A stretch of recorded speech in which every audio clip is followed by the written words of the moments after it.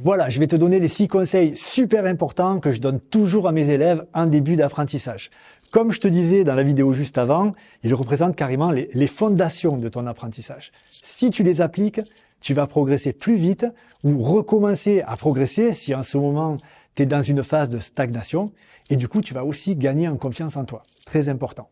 Alors surtout, garde-les bien en tête tout au long de ta formation. Allez, c'est parti. Mon premier conseil, sache toujours le pourquoi. Et oui, ne fais jamais quelque chose juste parce que ton moniteur t'a dit de le faire comme ça et que ça marchait bien. Non, on n'est pas des robots. Ne fais pas quelque chose sans savoir pourquoi tu le fais, mais fais-le parce que tu en connais l'utilité.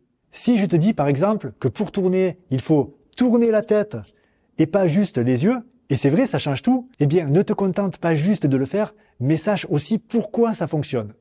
Autre exemple, si je te dis qu'il ne faut absolument pas que tu touches au frein avant quand ton guidon est braqué ou que ta moto est inclinée, eh bien là aussi, ne te contente pas juste de le faire, mais sache le pourquoi. Le but, c'est de comprendre la logique parfois cachée derrière chaque réaction de ta moto. Quelles sont les forces qui entrent en jeu et les effets qui en résultent. C'est vraiment indispensable si tu veux pas reproduire sans cesse les mêmes erreurs et t'éviter aussi quelques frayeurs au passage. Avoir le pourquoi, c'est vital. Comprendre, c'est pouvoir t'adapter. C'est savoir exactement ce que tu peux faire ou ne pas faire. Donc surtout, sois curieux ou curieuse de savoir le pourquoi des choses. Et t'en fais pas, de mon côté, je te l'expliquerai à chaque fois.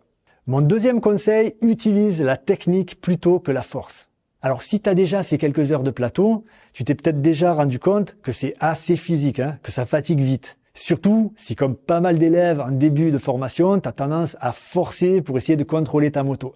Et c'est vrai que gérer 200 kilos, c'est pas facile si on s'y prend pas comme il faut.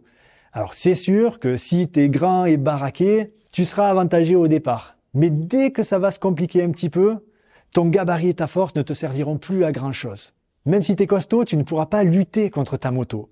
En fait, ta véritable force, c'est la technique. Eh ouais, la technique est plus efficace que la force. Donc même si tu es un petit gabarit, en utilisant les bonnes techniques, tu vas réussir à maîtriser ta moto sans problème.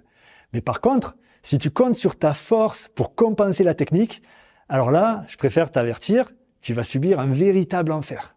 Alors, plutôt que de contraindre ta moto par la force, applique simplement en douceur les techniques qui marchent et qu'on va apprendre ensemble.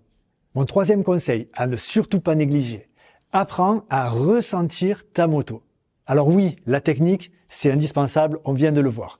Mais il y a autre chose en parallèle de la technique, complémentaire et tout aussi important. C'est le ressenti. Alors, ressentir ta moto, c'est apprendre à te connecter avec tes sensations.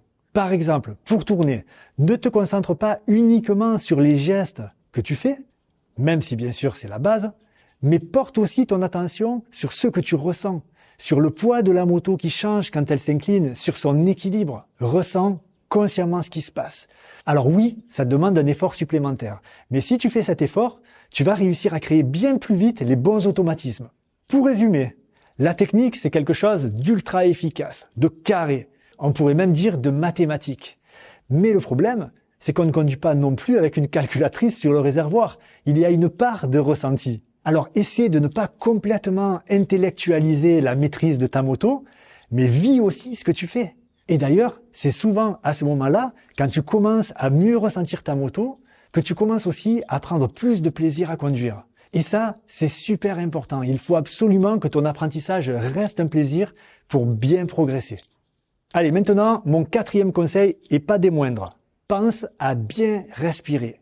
Alors ça peut paraître évident au premier abord, mais si tu savais le nombre d'élèves qui retiennent leur souffle quand ils sont sur la moto, qui sont en apnée, et peut-être que toi aussi d'ailleurs, alors c'est peut-être instinctif, d'accord, mais par contre c'est totalement contre-productif. Et oui, tu as besoin d'oxygéner ton cerveau, tes muscles, pour être plus concentré, plus réactif, plus efficace. Et ça va t'aider justement à mieux ressentir ce que tu fais. Et en plus, ça va t'aider aussi à chasser le stress, à te décontracter. Et ça, c'est vraiment super important. Parce qu'en moto, tu dois toujours rester le plus souple possible. Ne jamais te crisper. Donc, respire. Mais attention, pas juste du bout du nez, là, juste pour survivre. Non, une vraie inspiration suivie d'une longue expiration. Je te montre.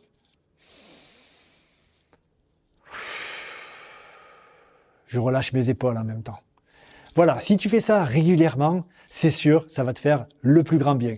Alors surtout, pense-y. Mais bon, t'en fais pas, de mon côté, je vais t'y aider un petit peu aussi, tu verras. Mon 5e conseil, adopte dès le départ le bon état d'esprit. Ouais, avoir le bon état d'esprit, crois-moi, c'est aussi une bonne partie de la réussite. Parce que les jours où tu t'entraînes sur le plateau et que rien ne va, c'est sûr, t'as envie de tout envoyer bouler. Alors, c'est humain.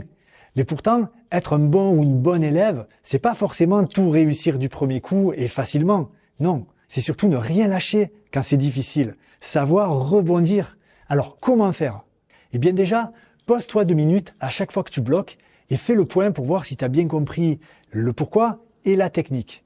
Ensuite, n'aie surtout pas peur de poser des questions à ton enseignant. Autant qu'il le faut, même si ça te paraît bête. Il n'y a pas de questions bêtes. Tout doit être clair. Donne-toi les moyens de réussir. En plus, pendant tes leçons, à moins d'avoir beaucoup de chance, tu seras certainement confronté à la pluie, au vent, au froid, ou même à la chaleur. Ça fait aussi partie de l'apprentissage. Mais même quand c'est difficile, ne trouve pas d'excuses pour abandonner. Ne baisse jamais les bras. Après tout, il n'y a que ceux qui font rien à qui il n'arrive rien.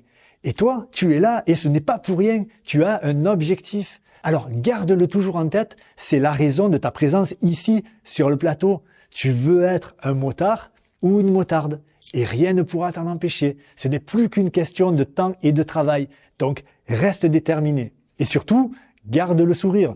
Comme je te l'ai dit tout à l'heure, ton apprentissage doit rester un plaisir pour bien progresser. Voilà, si tu te formes avec cet état d'esprit combatif, avec ce mental de guerrier, eh bien tu te prépares déjà à l'examen. Et le jour J, l'inspecteur va le ressentir. Et ça tombe bien parce que c'est exactement ce qu'il veut voir. Alors, pour mon 6e et dernier conseil, on est sur le plateau. Tu vois, le parcours d'examen est monté et pas le choix, tu vas devoir t'entraîner pour le réussir. Mais, même si ce parcours regroupe tout ce que tu dois savoir faire pour réussir ton examen, la pire des choses à faire, c'est d'essayer d'apprendre tout en même temps, de tourner en rond comme un hamster pendant des heures en répétant sans cesse les mêmes erreurs et en espérant qu'à force, eh bien, ça finisse par passer. Non, c'est juste bon pour perdre des heures de conduite et faire des chutes. Et du coup, tu risques de te décourager et de perdre confiance en toi. Comme on dit, trop d'infos tue l'info. C'est pourquoi de notre côté, on va décomposer ton apprentissage en 4 grandes compétences. Les 4 compétences indispensables pour bien maîtriser ta moto, que j'appelle les 4 piliers de la réussite. Il y a le regard, la position, l'allure et la trajectoire. Le but, c'est de transformer un par un tes points faibles en points forts.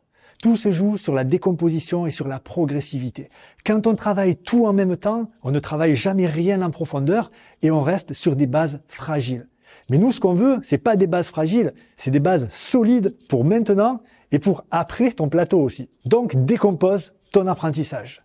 D'ailleurs, le cours sur le pilier de la réussite numéro 1, donc le regard, comment bien le placer pour réussir ton plateau, eh bien, je te l'offre. Pour y accéder, il te suffit de cliquer sur le lien dans la description juste sous la vidéo et tu arriveras directement dans l'espace membre de la formation où tu pourras regarder ce cours autant de fois que tu veux pour pouvoir ensuite appliquer tous ces conseils pendant tes leçons sur le plateau. Mais c'est pas tout. Je t'offre aussi la partie chronométrée du lent. C'est la partie en général la plus redoutée des élèves. Eh bien, je vais tout expliquer et tout te montrer pour que tu ne passes plus des heures sur ton plateau à tourner en rond et à répéter les mêmes erreurs. Donc, le pilier de la réussite numéro 1 plus la partie chronométrée du lent t'attendent dans l'espace membre de la formation. C'est gratuit. Je te dis à tout de suite. Voilà pour mes 6 conseils de départ. Donc, garde-les bien en tête tout au long de ta formation. Je te les résume rapidement. Alors, premier conseil, ne fais pas quelque chose sans connaître le pourquoi. Deuxième conseil, utilise toujours la technique plutôt que la force. 3. Apprends aussi à ressentir ta moto. 4. Pense à respirer pour de vrai. 5. Adopte le bon état d'esprit dès le départ. Et 6. Décompose ton apprentissage avec les 4 piliers de la réussite. Voilà, n'hésite surtout pas à revenir écouter ces conseils plusieurs fois si tu as besoin. Maintenant, je te donne rendez-vous dans le premier module pour y découvrir justement les 4 fameux piliers de la réussite. Allez, c'est parti!